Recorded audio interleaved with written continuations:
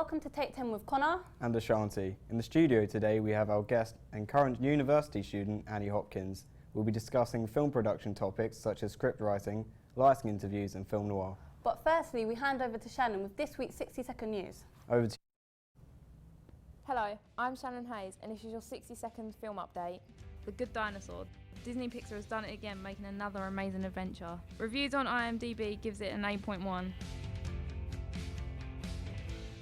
The new James Bond film Spectre hit the theatres last month. This billion-dollar franchise shocked us once again with more flips and more explosions. However, this will be the last James Bond that Daniel Craig will star in, so who will be the next 007? The Hateful Eight, written and directed by Quentin Tarantino. This will be Tarantino's 8th full-length feature film with an estimated budget of £44 million.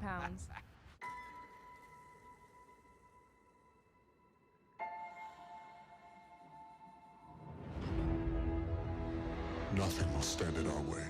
Only less than a month to go for the biggest franchise, Star Wars The Force Awakens. Yes, it's back and the trailer looks amazing, and it even shows some similar characters, including some new ones.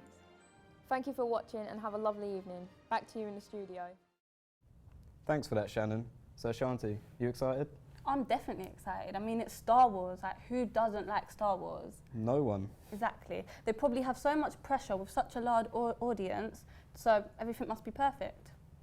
And no matter what, without a good script, you cannot produce a good film. So, to emphasise this, here's a dramatised journey into the world of script writing.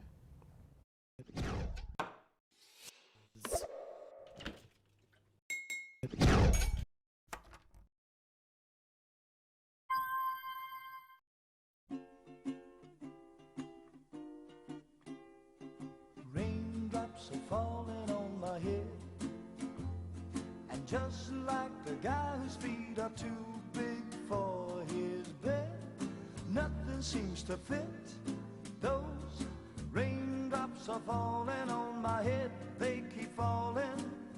So I just did me some talking to the sun, and I said I didn't like the way he got things done, sleeping on the job. Those raindrops are falling on my head, they keep falling. But there's one thing I know, the blues they send to meet me won't defeat me. It won't be long till happiness steps up to greet me.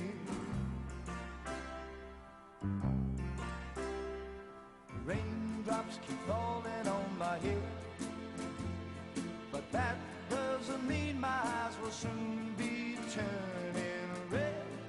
Crying's not for me, 'cause I'm never gonna stop the rain by complaining, because I'm free. Nothing's worrying me.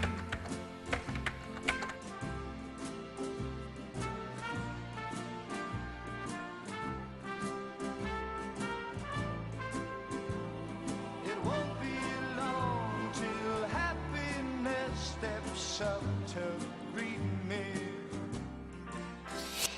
So, I remember how much I struggled with script writing. It's definitely a challenge, definitely. Yeah. I mean, we've all had writer's block at some point. Yeah, of course, I completely agree. But moving on now, we can now introduce our first guest. She's currently studying digital film production at university. And she's here to talk about her experiences as well as covering the issues with employability. So without further ado, everyone, we would like to introduce Annie Hopkins. You're right, Annie, how are you? I'm good, how are you? Yeah, I'm good, thanks. So, Annie, I hear you go Ravensbourne Uni. How are you finding it? It's an experience, it's really good. How was the university course there, following from the college course? It's more in depth. At college, you learn different roles Yeah.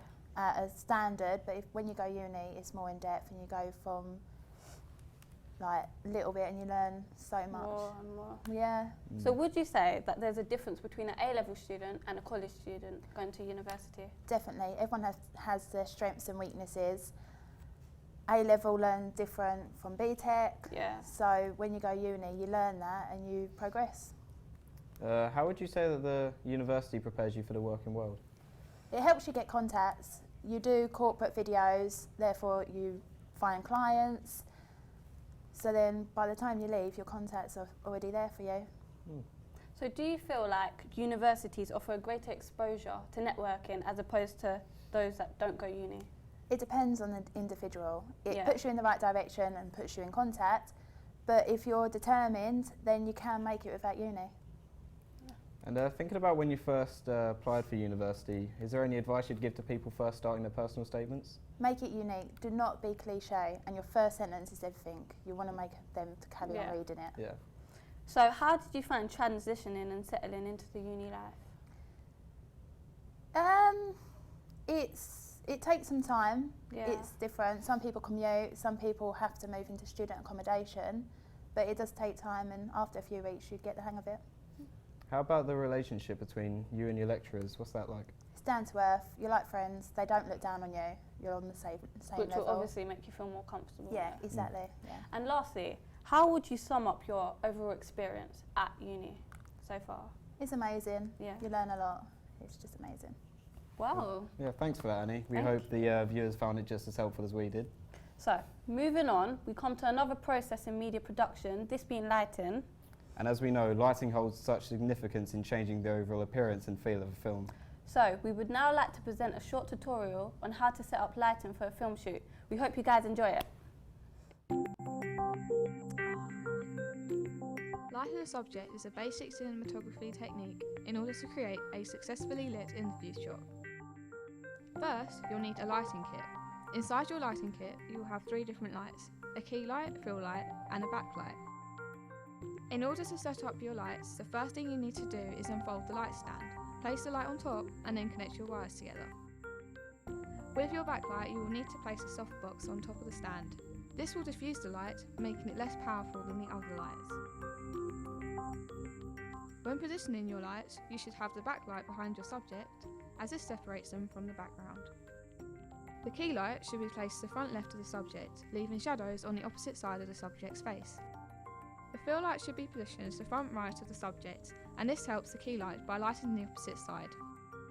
Now that you're positioned, you can adjust the brightness of your light by sliding the bar up or down on the power pack. You could also do it by kelvins. When setting the brightness, make sure it isn't overexposed. In terms of shadows, you can simply adjust the barn doors on your key or fill light until you have your desired outcome.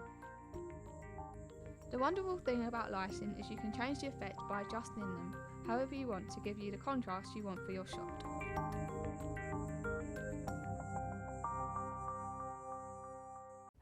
So Annie, is there any experience you have with the lighting that tutorial included? Yeah, 3-point lighting is a basic principle in any lighting setup. Lighting has always been a key feature of different genres of film. An example is the classic genre film noir. This type of film came about around in the 1940s era and is distinctively all in black and white. This is where the lighting aspect is most important. So now we would like to present you with information regarding film history.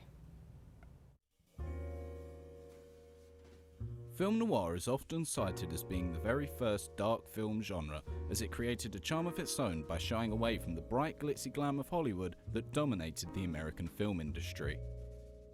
The German expressionist cinema gave film noir its dark themes of visual styles and moods that reflected the depression following the war. It was an era of filmmaking that spanned across the 40s and 50s, creating notorious atmospheres of crime syndicates in the dingier areas of America's famous cities. The films were very simplistic and mostly followed a similar pattern of having a strong male lead with a tendency to be the perfect man in every way, except for one flaw that remains popular for protagonists even today: he was always an alcoholic. Alongside the hero, you could often find a femme fatale, who would be viewed in the heaviest of stereotypes. Often referred to as dear, dame or broad, the women were seen as being less intelligent than the male character, and often decorated as some sort of damsel in distress, who needed to be rescued or protected in some way. Although every so often there would be a twist in the storyline, and it was the damsel herself who committed the crime, usually a murder or a robbery.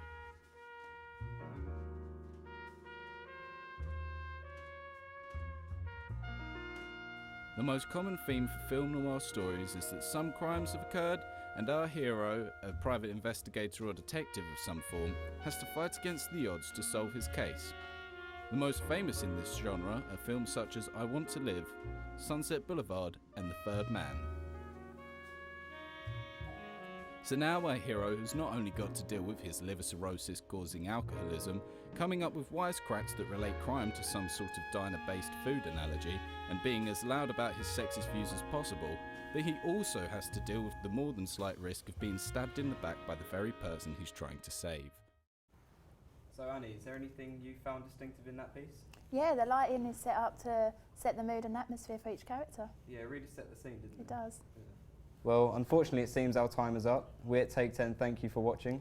Take care and we shall see you soon. Goodbye. Goodbye.